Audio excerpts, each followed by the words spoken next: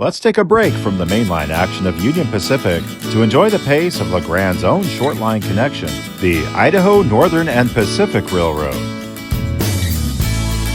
The sun is casting the day's first rays in Elgin, Oregon, warming the bright red road switchers at the short line's furthest station. The previous day's work sits in a short siding at Elgin, waiting to be recoupled and returned to Grande. We'll soon take chase to watch the 20-mile journey. The INNP owns two lines, one in Idaho and one in Oregon. Today, we'll be seeing the Oregon line. While we're waiting for the outbound crew to show up, let's look at the Wallowa Union Railroad connection a mile down the line. It's here that freight operations end and passenger trains begin. Operated by Eagle Cap Excursions through the most scenic portions of the old Union Pacific Joseph branch, this attractive passenger train keeps the tracks alive, venturing through the remote mountains along the Grande and Wallowa rivers as far as Wallowa. A rider will enjoy remote views of untamed wilderness for a lengthy trip far from towns or highways. Freight operations ended in 1997 when the last lumber mill in Joseph closed its doors. Thankfully, that wasn't the scenic line's final chapter, and Lord willing, I'll be riding on July 2nd on a special run honoring veterans and first responders. Certainly, you can expect a video covering that trip. The crew is now prepping the train. As the hogger starts number 4606, she clears her throat and roars to life.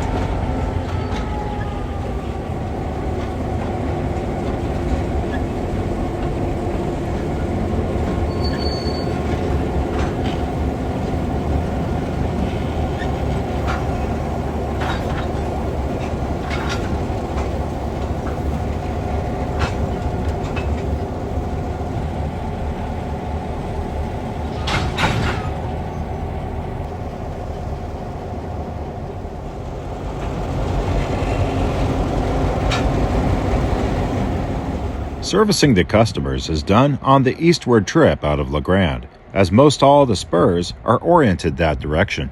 Today's train will return west to interchange with the Union Pacific.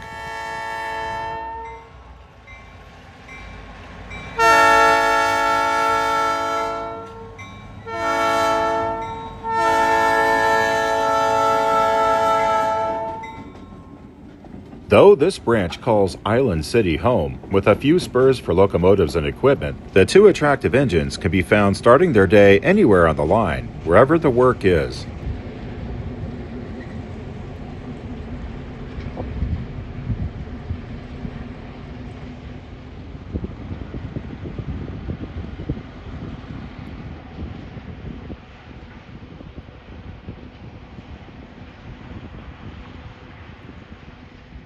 The short consist is all together. However, the switching isn't done, as a placarded dangerous tank car cannot be placed next to the locomotive, according to the operating rules.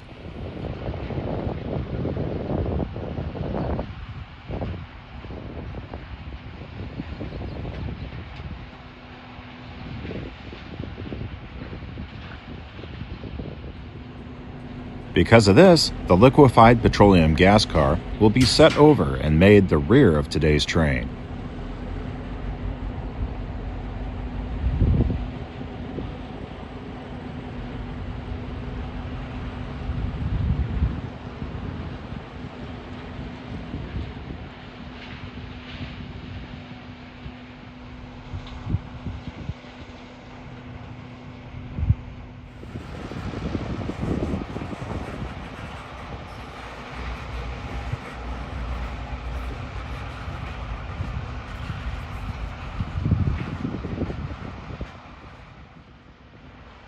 Short as the train will be, the cars represent three customers that were switched the previous day.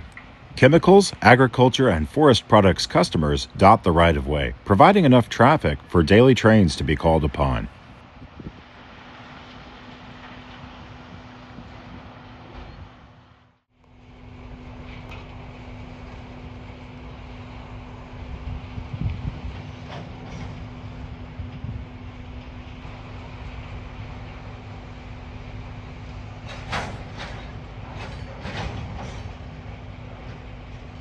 Once assembled, an air test and final inspection are performed before departure.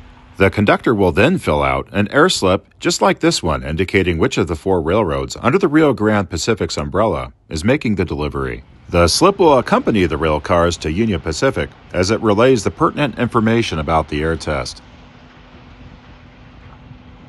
Even though the Joseph Branch's most scenic areas are now only seen by the Wallowa Union Railroad, some beautiful places can still be found on the INP.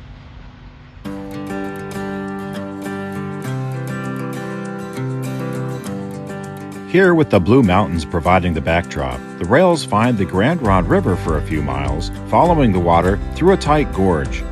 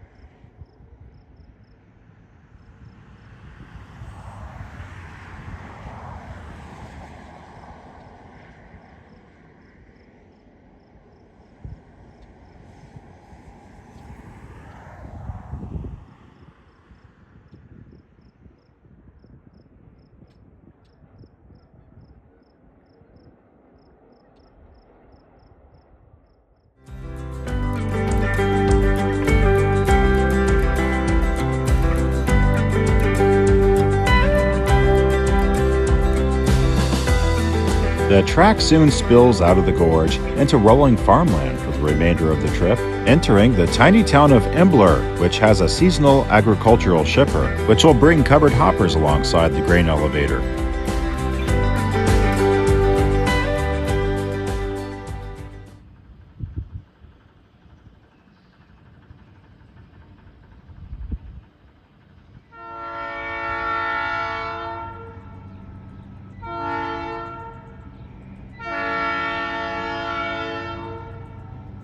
The Staggers Act, deregulating railroads in the 1980s, released Class I operators like UP from the obligation of operating branch lines that were unable to provide enough revenue to cover their maintenance. Immediately, large carriers nationwide began shedding these lines, and new regional and short-line carriers sprung up in their place.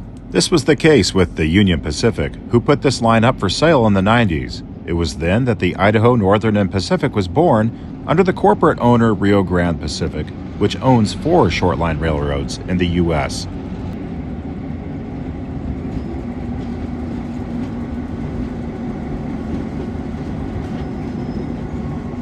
This crossing has no automatic warning devices, and the warehouse blocks the view for the train crews and drivers alike, so a safety stop is required.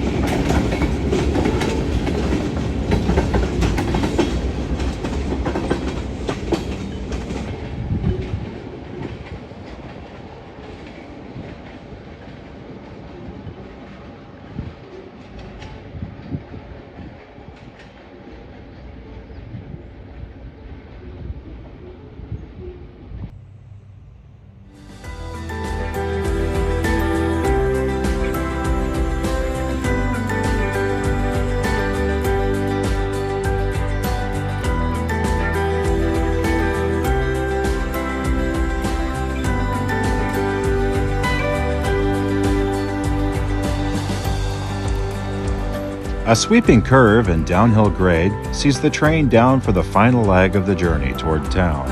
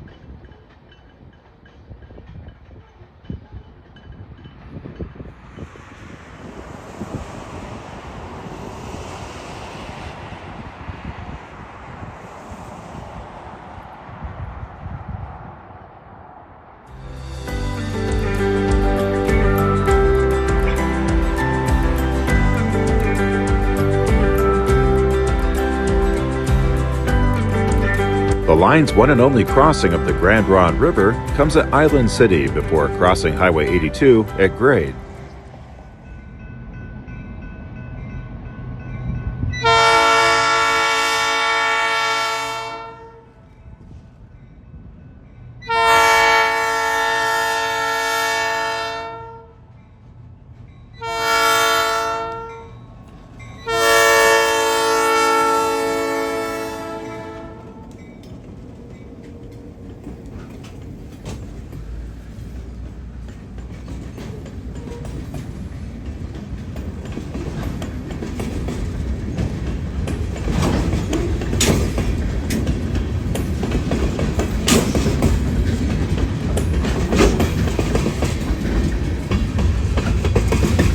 Grande is now just ahead, as is the busy Union Pacific connection. After the INP passes its last few shippers, it turns alongside the double-track main line before branching into the yard.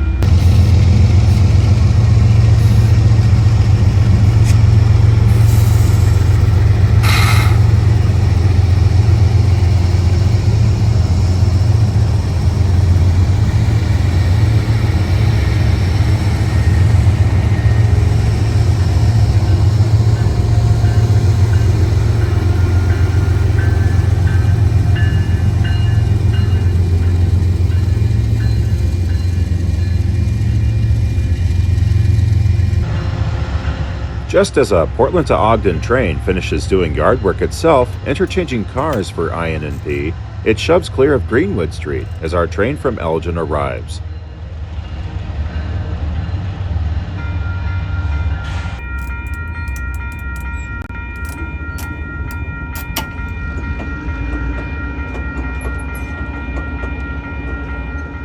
The line was operated by UP for 84 miles to Joseph for most of its life before being sold.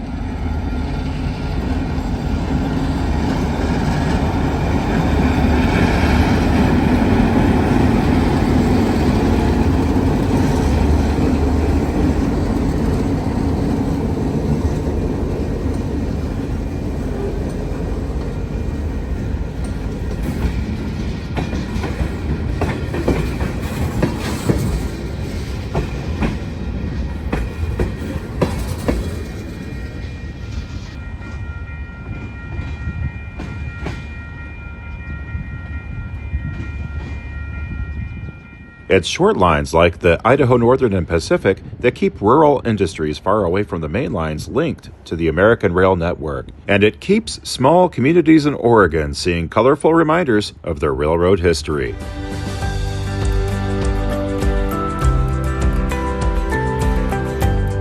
Be watching Pacific Rail Productions for more exciting coverage of all types of Northwest Railroad action, especially the upcoming Part 3 conclusion of the UP La Grande subdivision. Thanks for watching, and God bless.